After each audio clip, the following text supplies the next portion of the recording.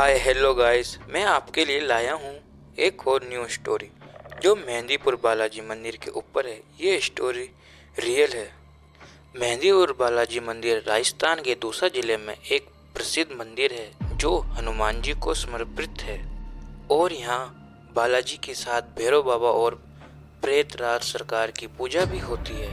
ये मंदिर अपने अलौकिक और रोचक क्रियाओं के लिए मशहूर है, जहाँ लोग अपने जीवन से भूत प्रेत और बुरी आत्माओं के असर को दूर करने के लिए आते हैं। मेहंदीपुर बालाजी मंदिर में अत्यंत कठोर नियम है, जैसा प्रसाद और पानी को बाहर ले जाना मना है। यहाँ किसी प्रकार का चढ़ावा नहीं चढ़ाया जाता। मैं आप सबके लिए मेहंदीपुर बालाजी मंदिर से एक सच्ची कहानी लाया हूँ। ये कहानी आशीष और राजीव दो घनिष्ठ मित्र थे और दोनों को डरावनी जगहों पर जाने का बहुत शौक था। उन्हें मेहंदीपुर बालाजी मंदिर के बारे में बहुत कुछ सुनने को मिला था, विशेष रूप से ये कि वहाँ भूत प्रेत नकारात्मक ऊर्जाओं से छुटकारा पाने के लिए लोग अनोखी प्रक्रियाओं से गुजरते हैं। ये सब सुनने के बाद उन्होंने फैसला किया कि वे खुद जाकर इस मंदिर का अनुभव करेंगे और वहाँ की सच्चाई जानने की कोशिश करेंगे। रात के समय जब मंदिर का माहौल और रहस्यमय और भयानक हो जाता है, दोनों मंदिर पहुंच गए। जैसे ही उन्होंने मंदिर में कदम रखा, उन्हें एक ठंडी हवा का झोंका महसूस हुआ और वातावरण में कुछ भारीपन सा लगा। अंदर पहुंचते ही उन्होंने देखा कि कई लोग वहां भूत प्रेत के असर से छुटकारा पाने के लिए विभिन्न अनुष्ठानों में शामिल थे। ये देखकर दोनों का मन थोड़ा विचलित हुआ, लेकिन उन्होंने ठान लिया था कि वे यहाँ पूरी रात बिताकर देखेंगे। जैसे ही रात का दूसरा पहर शुरू हुआ, अजीब घटनाएं शुरू होना तैयार हो गई। आशीष को लगा कि कोई उसके पीछे पीछे चल रहा है। उसने कई बार मुड़कर देखा, लेकिन वहाँ कोई नहीं था। थोड़ी देर बाद राजीव ने भी महसूस किया कि उसकी गर्दन पर किसी ने हल्का सा स्पर्श किया है। वे दोनों थोड़े सहमे, लेकिन अब मंदिर में के एक कोने में जाकर बैठ गए और बालाजी से अपनी रक्षा की प्रार्थना करने लगे। अचानक राजीव को अजीब सी बेचैनी महसूस होने लगी।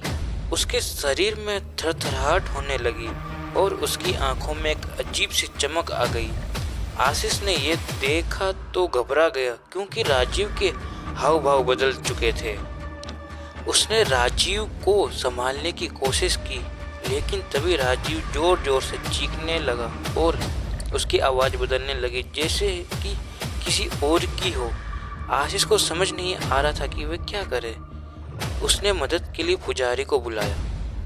पुजारी ने तुरंत पहचान लिया कि राजीव पर किसी नकारात्मक शक्ति का असर हो गया है। उन्होंने आशीष को शांत रहने के लिए कहा और राजीव को लेकर विशेष अनुष्ठान कक्ष में चले गए। वहाँ भैरव बाबा और प्रेतराज के सामने मंत्रोच्चारण शुरू हुआ। जैसे जैसे अनुष्ठान चलता गया, राजीव चिल्लाने लगा और बार बार आशीष का नाम लेकर कहने लगा, तुम मुझे यहाँ क्यों लेके आए? उसकी आवाज़ से भय और दर्द झलक रहा था। आशीष ये सब देखकर डर के मारे काँप रहा था, लेकिन पुजारी ने उसे ये कहकर दिलासा दिया कि बालाजी के आशीर्वाद से सब ठीक हो जाएगा। कुछ घंटों बाद राजीव अचानक शांत हो गया और उसने आशीष को देखा।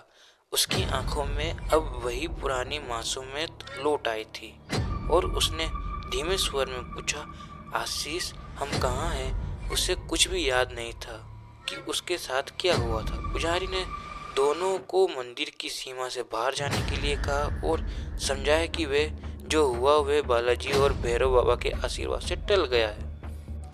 दोनों दोस्त ये अनुभव लेकर गांव वापस लौटे और उस रात की घटना को आज भी याद करके सिहर उठते हैं। वे अब मेहंदीपुर बालाजी मंदिर को एक अद्भुत शक्ति मानते और हर साल वहां जाकर दर्शन करते हैं। इस घटना के बाद आशीष और राजीव का जीवन पूरी तरह बदल गया।